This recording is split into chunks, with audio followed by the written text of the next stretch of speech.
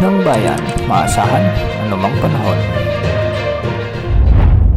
Magandang araw po sa ating lahat. Ngayon ay araw ng Huwebes, July 24, 2025 at narito na ang pinakahuling update sa mga binabantayan nating sama ng panahon na si Bagyong Dante, Bagyong Emong at ang habagat na hinihila ng mga bagyong ito. Huling namataan si Bagyong Dante sa layong 790 kilometers silangan hilagang silangan ng Itbay at Batanes.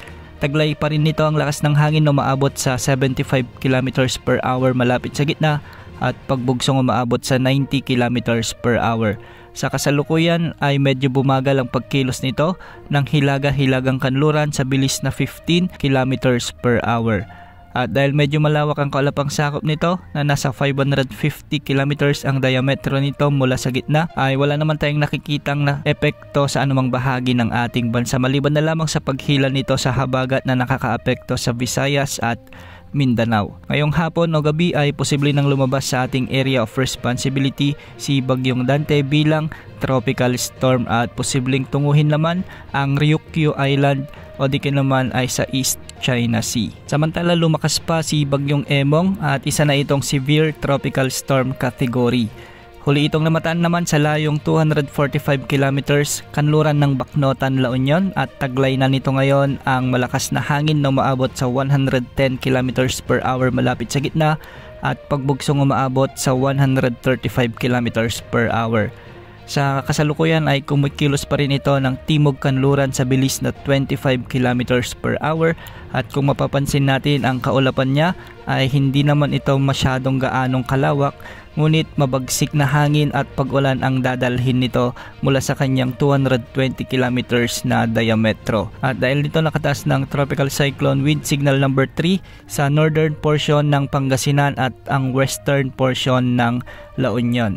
Signal number 2 naman sa buong Ilocos Norte, buong Ilocos Sur, ang nalalabing bahagi ng La Union sa may Abra, Kalinga, Mountain Province, Ifugao, Benguet, ang central portion ng Pangasinan at ang western portion ng Nueva Vizcaya.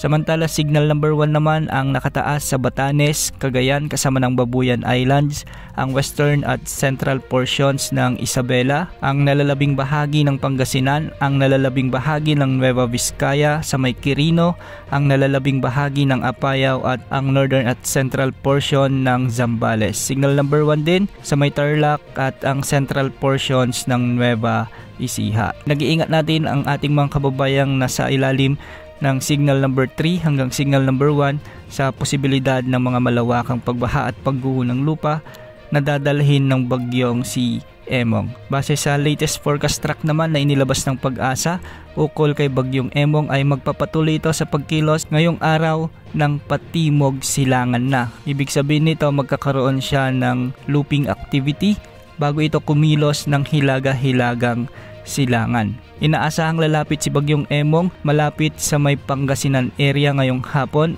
at posible rin itong maglandfall sa bahagi ng La Union o Ilocos Sur ngayong gabi o bukas ng umaga. Inaasahang tatawirin ni Bagyong Emong ang ilang mga probinsya malapit sa may Abra o di kaya naman ay sa may Apayao. At lalabas naman ito malapit sa may Babuyan Islands. Ayon sa Pag-asa, hindi rin inaalis ang posibilidad na maging typhoon category ito o katumbas ng signal number 4 bago ito maglandfall sa bahagi ng La Union o Ilocos Sur ngayong gabi o bukas ng umaga. Kaya sa mga kababayan natin na dadaanan ni Bagyong Emong ay maghanda na po at maging alerto dahil malakas ang hangin at ulan na dala ng bagyong ito. At para naman sa lagay ng ating panahon, dulot ng bagyo at habagat, dahil pa rin kay severe tropical storm Emong, asahan na ang mabagyong panahon sa mga susunod na oras sa Ilocos Region at Cordillera Administrative Region. Dahil pa rin kay Bagyong Emong, asahan din ang mga pag-ulan at mabugsong paghangin sa Batanes, Cagayan, Isabela, Zambales, Tarlac at Nueva Ecija. At dahil naman sa habagat, asahan naman ang mga pag-ulan na minsan ay matitinding pagbuhos sa Metro Manila, Bataan, Pampanga, Bulacan, Cavite, Laguna, Batangas, Rizal at Occidental Mindoro. Dahil pa rin sa southwest monsoon, makakaranas naman ng mga pabugso-bugsong pag-ulan ang buong Western Visayas, Nueva Ecija, Aurora, Quezon Province, ang nalalabing bahagi ng Mimaropa, Camarines Sur, Albay, Sorsogon at Masbate. Para naman sa nalalabing bahagi ng Cagayan Valley ay magiging maulap ang mga papawirin na may mga kalat-kalat na pag-ulan at thunderstorms. Dulot pa rin ito ni Bagyong Emong. Samantala, magiging maulap din ang mga kalangitan na may mga scattered rains and thunderstorms sa nalalabing bahagi ng Bicol Region at nalalabing bahagi ng Visayas. Dulot ito ng habagat na hinihila ni Bagyong Dante. Para naman sa Mindanao, habagat din ang magiging weather system na magdadala ng bahagyang maulap hanggang sa maulap na papawirin na may mga isolated rain showers and thunderstorms. Samantala, matataas na pag-alon ang inaasahan sa kanlurang baybaying sakop ng Northern at Central Luzon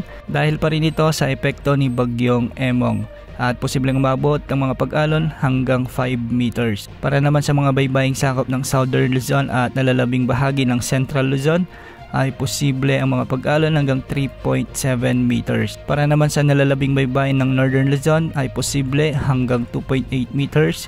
Sa Visayas at Mindanao, posible hanggang 2.5 meters. Yan muna ang lagay ng panahon. Ito po ang weather update ng bayan. Maasahan anumang panahon.